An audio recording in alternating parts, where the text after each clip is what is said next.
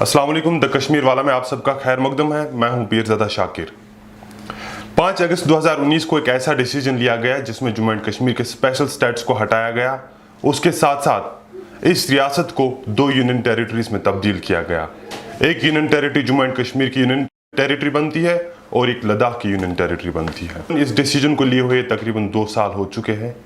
2 साल के बाद जम्मू एंड कश्मीर के सियासतदानों को दिल्ली का खत मौसूल हुआ है, दावतनामा मिला है। सभी लोग दावत पे जा रहे हैं।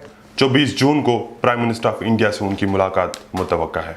इससे पहले कि हम बात करें कि किन लीडर्स को दावतनामा मिला है और किन को दावतनामा नहीं मिला है, एजेंडा ऑफ मीटिंग क्या है, कौन कौन मीटिंग में शमूलियत करने जा रहे हैं, इससे पहले हम 5 अगस्त पे वापस जाएं। क्या हुआ तब से, जम्मू एंड कश्मीर की सियासत में क्या बदला, इंटरनल और एक्सटर्नल फैक्टर्स की बात करेंगे। 5 अगस्त से पहले 4 अगस्त की शाम को डॉक्टर फारूक अब्दुल्ला के घर पे एक मीटिंग होती है। मीटिंग में रीजनल पार्टीज के ओहदेदार शमूलियत करते हैं, जिसमें खासकर महबूबा मुफ्ती थी, डॉक्टर शाह फैसल थे, जावेद मुस्तफ़ा मीर थे, उमर अब्दुल्ला थे जो former chief minister of Jammu and Kashmir भी रहे हैं, वो भी थे। उसके साथ साथ जस्टिस हसनैन मसूदी थे, मोहम्मद यूसुफ तारिगामी थे और अवामी नेशनल कॉन्फ्रेंस के मुजफ्फर शाह भी थे। 5 अगस्त को ये डिसीजन लेने से पहले जम्मू एंड कश्मीर इंतजामिया इन सियासतदानों के घरों पे रेड करती है, कई सारों को नजरबंद करती है और कईयों को मेक शिफ्ट जेल्स में मुंतकिल करती है। 5 अगस्त को जो डिसीजन लिया गया है, उस डिसीजन से खासकर 370 और 35A को डाइल्यूट किया गया। ये वो आर्टिकल्स है जिनकी वजह से जम्मू एंड कश्मीर रियासत को कुछ स्पेशल स्टेटस था। इसमें जम्मू एंड कश्मीर रियासत को अपना कॉन्स्टिट्यूशन हुआ करता था, अपना फ्लैग हुआ करता था और कुछ ऐसे डिसीजंस लेने की इनके पास कैपेबिलिटी थी जो अब नहीं रही है। मैंने पहले ही कहा, कई सारे सियासतदानों को अगर नजरबंद किया गया, उनमें खासकर डॉक्टर फारूक अब्दुल्ला जो करंट मेंबर पार्लियामेंट है, उसके साथ साथ उसका बेटा उमर अब्दुल्ला जो former chief minister of Jammu and Kashmir है, और महबूबा मुफ्ती जो former chief minister of Jammu and Kashmir और Jammu and Kashmir People's Democratic Party की सदर भी है, उनको भी घरों में नजरबंद किया गया। हालांकि 4 अगस्त को इन्होंने ये फैसला किया था डॉक्टर फारूक अब्दुल्ला की रेजिडेंस पे कि ये जो दिल्ली जाके जो हिंदुस्तान के बड़े लीडर हैं उनके साथ बातचीत करेंगे, क्योंकि अफवाहें गर्म थी कि जम्मू एंड कश्मीर के हवाले से कोई बड़ा फैसला लेना है। हालांकि ये हो नहीं पाया क्योंकि उसकी पहली ही रात को इन सब को बंद किया गया। हालांकि इसमें यह भी फैसला लिया गया था कि शायद वो prime minister of India Narendra Modi और home minister of India Amit Shah से भी मुलाकात करेंगे। मुलाकात नहीं हुई, लेकिन जो डिसीजन लेना था वो लिया गया। ये डिसीजन लेने के बाद 8 अगस्त को प्राइम मिनिस्टर ऑफ इंडिया एक स्पेशल टॉक में इन सारे लीडर्स को तनकीद का निशाना बनाते हुए कहा कि जम्मू एंड कश्मीर की डेवलपमेंट की इन्हीं की वजह से रुकी है, और उन्होंने कहा कि इनकी वजह से जम्मू एंड कश्मीर के नौजवान जो है उनको सियासत में अपना किस्मत आजमाने का मौका भी नहीं मिला। हालांकि प्राइम मिनिस्टर ऑफ इंडिया ने अपनी उस तकरीर में यह भी कहा कि ये जो लीडर है खानदानी राज से होकर आए हैं। इसके साथ साथ प्राइम मिनिस्टर का भी ये भी कहना था कि अब जम्मू एंड कश्मीर की बागडोर जो है जम्मू एंड कश्मीर के नौजवान संभालेंगे और तरक्की जम्मू एंड कश्मीर में देखने को मिलेगी। मार्च 2020 में डॉक्टर फारूक अब्दुल्ला और उसके बेटे उमर अब्दुल्ला को रिलीज किया जाता है। रिलीज करने के बाद लोगों की तवक्का ये थी कि शायद ये आर्टिकल 370 और 35A के हवाले से बात करेंगे, लेकिन बात उस कदर नहीं हुई जिस कदर लोगों की एक्सपेक्टेशंस थी। और अक्टूबर में क्या होता है कि महबूबा मुफ्ती को भी रिलीज किया जाता है।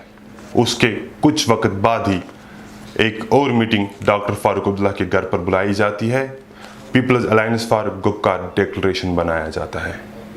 People's Alliance for Gupkar Declaration इसलिए बनाया गया कि जो भी डिसीजन 5 अगस्त 2019 को लिया गया उसको रिवर्स करने के हवाले से स्ट्रेटजी फॉर्मुलेट की जाए और सेंट्रल गवर्नमेंट पे प्रेशर क्रिएट किया जाए ताकि वो इस डिसीजन को वापस ले।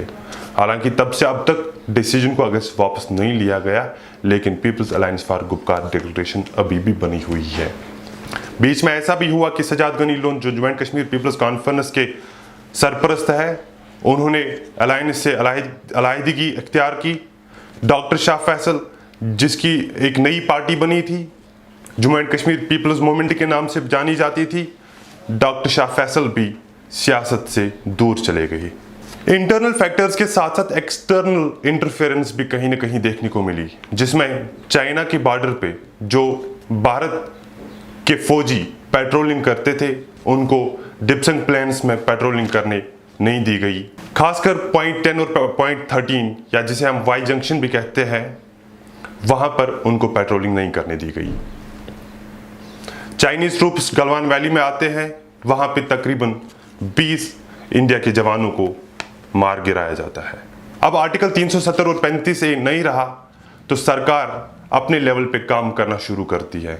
एक डोमिसाइल लॉ आता है, उसमें कुछ रूल्स बनाए जाते हैं कि उसके मुताबिक जिसको डोमिसाइल मिलती है वो जम्मू एंड कश्मीर में सरकारी नौकरी भी हासिल कर सकता है। ये मई की बात है जब डोमिसाइल सर्टिफिकेट्स इशू करना शुरू हो गया था।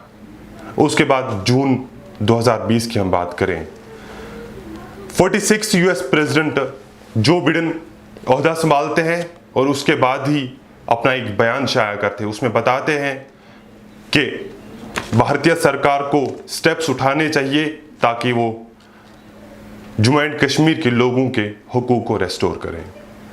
हालांकि इसके साथ साथ जो वाइस प्रेसिडेंट ऑफ यूएस कमला हारिस भी एक बयान शाया करती है जिसमें वो बताती है, We have to remind the Kashmiris they are not alone in the world.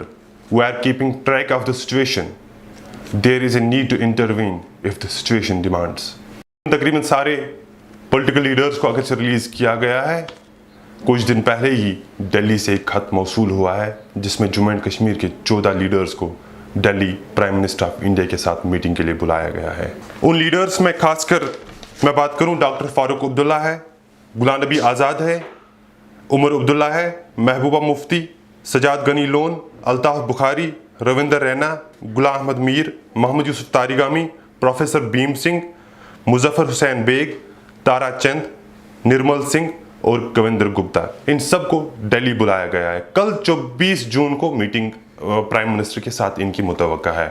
अभी तक अगर मीटिंग का एजेंडा मालूम नहीं है, लेकिन इसके साथ साथ ही मीटिंग के लिए इनको दावतनामा मिला तो कई सारी पॉलिटिकल पार्टीज ने अपनी अपनी लेवल पे एक मीटिंग स्टार्ट की। अपने वर्कर्स, अपने जो पार्टी के ओहदेदार हैं उनके साथ मशावरत की और मशावरत के बाद ये फैसला लिया गया कि वो मीटिंग में शमूलियत करने जा रहे हैं। हालांकि People's Alliance for Gupkar Declaration के हवाले से बताया जा रहा था कि शायद ये लोग इस मीटिंग में शमूलियत करने नहीं जाएंगे, लेकिन ट्यूसडे को उनकी भी एक मीटिंग डॉक्टर फारूक अब्दुल्ला की रेजिडेंस पे हुई। उस मीटिंग में कुछ अहम लीडर वहां पे मौजूद थे, जैसे डॉक्टर फारूक अब्दुल्ला थे, महबूबा मुफ्ती थी, मोहम्मद यूसुफ तारिगामी थे, जस्टिस हसनैन मसूदी थे, मोहम्मद मुजफ्फर शाह थे और जावेद मुस्तफ़ा मीर वहां पे थे। मीटिंग कुछ घंटों के लिए चली और उसके बाद यही फैसला लिया गया कि हम जो दिल्ली में प्राइम मिनिस्टर ऑफ इंडिया के साथ मीटिंग बुलाई गई है उसमें शमूलियत करने चाहेंगे।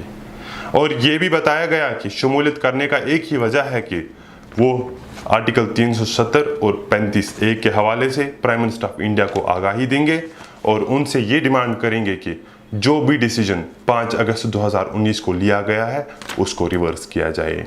हालांकि महबूबा मुफ्ती ने यह भी कहा कि कॉन्फिडेंस बिल्डिंग मेजर्स के तौर पर सेंट्रल गवर्नमेंट को जो भी पॉलिटिकल प्रिजनर्स हैं उनको रिलीज करना चाहिए था। हालांकि ऐसा अभी तक देखने को नहीं मिला। Jammu and Kashmir People's Conference ने भी एक मीटिंग मुनाकिद की जिसकी सरबराही पार्टी के सरबराह सजाद गनी लोन कर रहे थे। उन्होंने भी यही फैसला लिया कि वो भी दिल्ली प्राइम मिनिस्टर के साथ मीटिंग में शमूलियत करेंगे और जम्मू एंड कश्मीर के लोगों का दुख दर्द उनको सुनाएंगे। इसी तरह एक नई पार्टी जम्मू एंड कश्मीर अपनी पार्टी जिसके सरबराह अल्ताफ बुखारी है, उन्होंने भी एक मीटिंग की। उसमें भी यही तय पाया गया कि वो लोग भी दिल्ली जाके प्राइम मिनिस्टर से मीटिंग करेंगे और उनको जम्मू एंड कश्मीर की सिचुएशन के हवाले से आगाह करेंगे। अभी तक अगर ये नहीं पता चला कि मीटिंग का एजेंडा क्या है, लेकिन मुख्तलिफ पार्टीज़ की, जैसे मैंने आपको कहा कि मुख्तलिफ एक्सपेक्टेशंस है। कहीं बता रहे हैं कि स्टेट हुड को रेस्टोर किया जाएगा, कहीं बता रहे हैं कि 370 और 35A के हवाले से फैसला लिया जाएगा, कहीं का कहना है कि शायद डिलिमिटेशन और जो असेंबली इलेक्शंस है उनके हवाले से मीटिंग होने जा रही है, लेकिन अभी तक ऑफिशियली कुछ भी पता नहीं चला है कि मीटिंग का मेन एजेंडा क्या है। जहां कई सारे एनालिस्ट्स और लीडर्स इस मीटिंग का वेलकम करते हैं, वहीं कई सारे लोग इस मीटिंग का क्रिटिसिज्म करते हैं। हालांकि पीएचडी का जो फैसला लिया गया है कि वो मीटिंग में शमूलियत करने जा रहे हैं, तो रूहुल्लाह मेहदी ने उस पर अपनी बात रखने की कोशिश की और कहा कि ये लीडर दिल्ली में अपनी रेलेवेंस ढूंढने जा रहे हैं, उनको उसके बजाय जम्मू एंड कश्मीर में अपनी रेलेवेंस ढूंढने की कोशिश करनी चाहिए थी। क्योंकि रूहुल्लाह मेहदी जो है Jammu and Kashmir national conference के फॉर्मर स्पोक्स पर्सन है और जम्मू एंड नेशनल कॉन्फ्रेंस के साथ अभी भी उनकी वाबस्तगी है। उनकी बयानबाजी जो आर्टिकल 370 के बाद देखने को मिली, वो कहीं ना कहीं बाकी जो सियासी लीडरान हैं उनसे अलग देखने को मिल रही है। अब देखना होगा कि कल मीटिंग होने वाली है, क्या कुछ मीटिंग से सामने निकल कर आएगा, आप भी देखेंगे और हम भी देखेंगे, और हम कोशिश करेंगे कि द कश्मीर वाला पे हम आपको सबसे पहले उस हवाले से आगाह करेंगे। अल्लाह निगहबान।